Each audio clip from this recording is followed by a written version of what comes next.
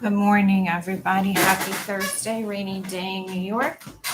The last week has brought me to today's topic because we have actually had a lot of these cases. There's lots of kids who have been brought across the border, or sometimes with passports, through visas and stuff like that, and they're in this country. And I'm talking about little kids, teenagers and stuff. Of course, back under the President Obama administration, there was DACA that was created. But DACA applies in very limited circumstances. You must have been under the age of 16 when you were brought here, or when you got here, you must have been here before 2007. You must have been less than 31 in 2012. There's a lot of different factors, right? So there's a lot of people who've come here after 2007, because remember, it's been 15 years since that date. And what happens with those children, right? A lot of the kids are being brought or are here because they only have one parent, and the parent is either here in the United States undocumented. Sometimes they even have no parents, and they make the journey with either smugglers or by themselves, depending on their age. Sometimes they have siblings with them. So there is something called Special Immigrant Juvenile Status. It is a status that has been developed, I'm going to say it this way, developed for the benefit of the children only. One of the main things is that once the child obtains a green card through this process, they will never be able to apply for none of their parents, neither the one who's left in home country, nor the one who's here, neither the one who's said to be a guardian, nor the one who's said to have neglected or abandoned the child. Okay. And I think it's very important to understand, and we make it very, very clear to our parents who bring their kids that this does not and will not in the future benefit you. This is just for the benefit of the child. Now, of course, there are two different circumstances. One is the kid comes over and is detained at the border or has surrendered at the border, is processed into United States and is put into removal proceedings, meaning they are in the system with hearings before an immigration judge, and they have to put forward some sort of application to be able to stay here. A lot of these kids are not eligible for asylum because they have not faced any persecution. And for the definition of that, you can either jump into our website or watch my video on asylum, right? So most of these kids are not eligible for asylum, at least that's what I'm finding. So if the kid has a hearing in front of an immigration judge and you come to us and we determine that he's eligible for SIJS, which is an shorter version of saying Special Immigrant Juvenile Status. The process consists of two different steps.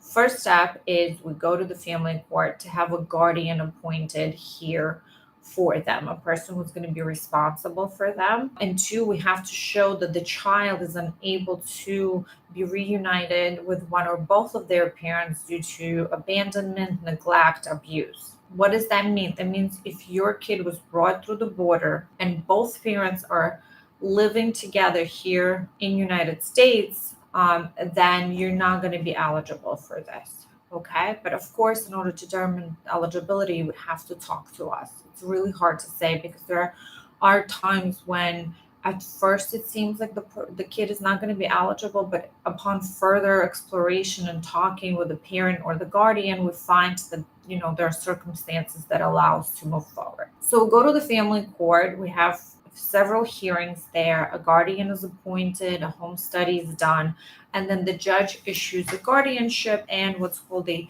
special findings order. The special findings order is necessary in order for us to proceed to the next step. So going back, if the child is in front of immigration judge, meaning they have court they have to go to. Currently, under the current policy of the current administration, once we're done with the family court stuff, we could go to the judge and we can say, hey, judge, look, this kid is going to go forward with this application. Please terminate his removal proceedings. And if the judge agrees, then that's it. No more court. So we're done with that big portion of the case. And what do we do further?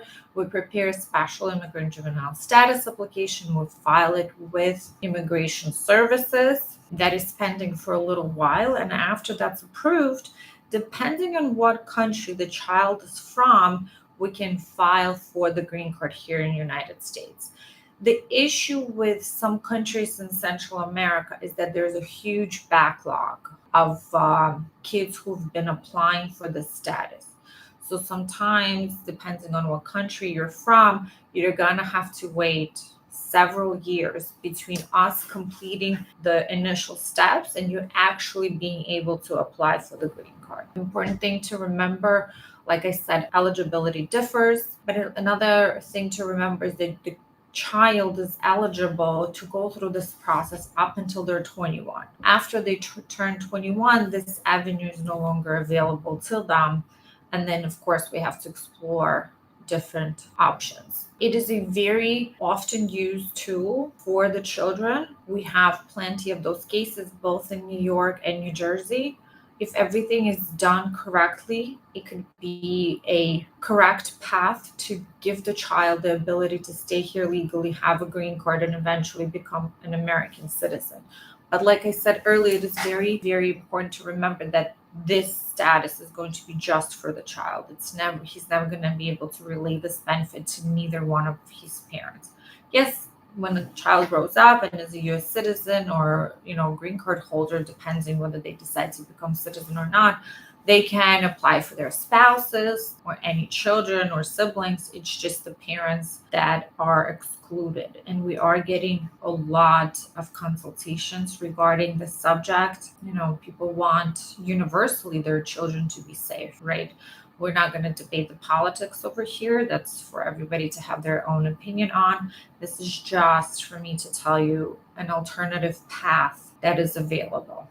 Just want to a couple of things. One, there's going to be a temporarily protective status for nationals of Afghanistan that's going to start May 20th. We are continuing to bring people from Ukraine under the Biden's reunification parole program for Ukrainians. There's still TPS for Ukrainians that is open. TPS for Haiti is about to close in August. So if you haven't applied, please do so as soon as possible. We're continuing to get consistent citizenship interviews and then oath ceremonies. They're continuing to schedule them on Saturdays. We are seeing about 8 to 10 months from the time of filing to the green card interviews based on marriage. We are seeing some movement in the U.S. embassies. We're having a lot of clients being scheduled in Kingston, Jamaica. There's a lot of clients being scheduled in Central America. Djibouti is moving a lot of people along. We're able to schedule cases in Canada. One of the biggest places that there's the longest delay is for tourist visas. People call me in disbelief and they say, Natalia, is it true that 2 years for a tourist visa? Yes, that's correct. And the advice that I always give is book the date that's available. Continue to check daily for cancellations, and you can always send a request to the embassy asking to expedite if you have special circumstances that will allow you to request an expedited processing. And I really, really want to visit the United States this summer is not one of those. So that's it for today. I hope this was informative.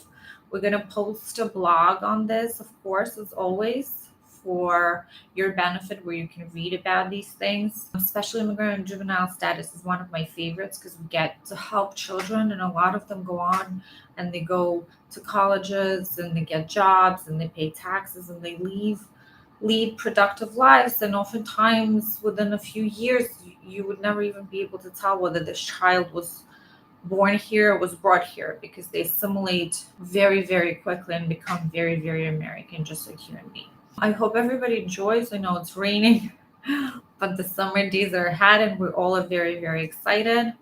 So if you have any questions, please, I love when you come and you say, Natalia, I watch you every Thursday. I wanted to meet you. I wanted to talk to you. You're always welcome. Come make a consultation appointment. Let's chat and see if we can figure your case out. Thank you for watching. I'll see you next Thursday. Bye.